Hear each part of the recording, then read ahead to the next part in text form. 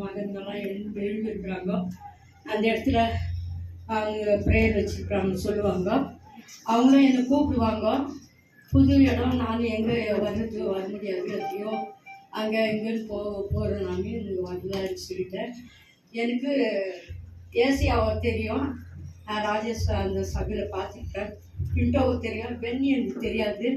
இந்த இடத்துல நான் வீடு எதிரில் இருக்கும்போது சின்ன சின்ன குழந்தைங்க 3 வயசு 5 வயசு 7 வயசுன்னு இப்படி இருந்த பிள்ளைங்க இவங்கெல்லாம் ஊழியக்காரர் ஆகிட்டாங்க. அவங்களே கேட்டேன். நான் ஆமாம் ஊழியம் செய்கிறாங்கன்னு சொன்னாங்க.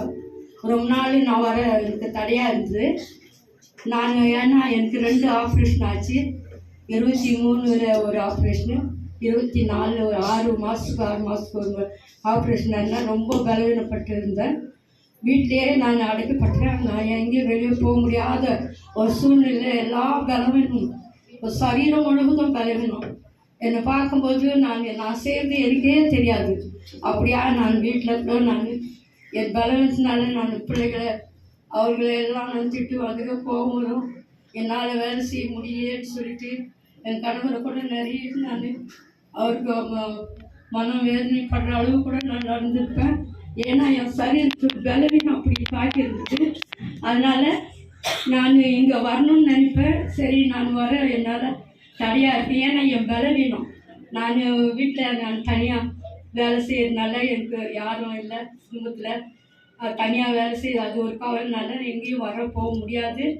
அதனால் இங்கே வர்றதுக்கு எனக்கு முடியாது. அப்படி இருக்கும்போது ஒரு நாள் நான் அவங்க வீட்டுக்கு எதிரில் பேசினிருக்கும்போது ஊழியக்கார மகனை பார்த்து என்னோடு பேசினார். நீங்கள் வாங்கம்மா, நீங்கள் வந்து ப்ரேயரில் உட்காருங்க, நீங்கள் உங்கள் சபைக்கு போங்க, ஆனாலும் இங்கே கூடி ஜபிக்கிற ஜபம் அம்மா நீங்கள் வாங்க, சாயங்காலம் நடக்குதுன்னு சொன்னார். அப்படி ஒரு நாள் நான் வரணும்னு வந்து இங்கே இந்த இடத்துல வந்தேன். என் சரீரில் பார்த்தா எல்லாமே பலவீனம், எல்லாம் பலவீனம்.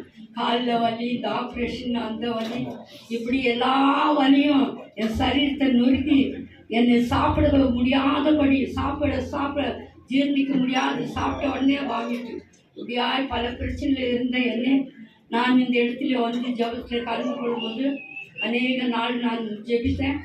மகன் நான் இருக்கிற என்னுடைய ப்ராப்ளத்தை அவருக்கு சொன்னேன்.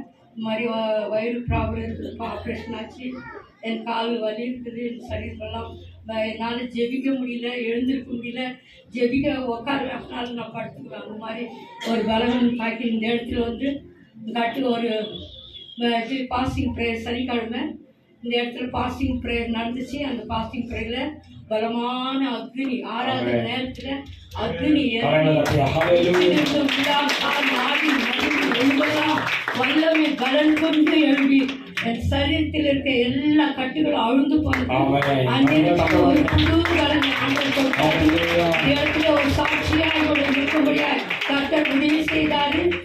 நான் ஒரு டாக்டர்கள் சொன்னாங்க, நீ போயிட்டு நீ எல்லாரும் செக்அப் பண்ணோம், பாடியே எல்லாமே ப்ராப்ளமாக இருக்குதுன்னு சொல்லிட்டு நான் போன மாதத்தில் போய் நான் செக்அப் பண்ணேன். ஒரு எல்லாமே நார்மல்.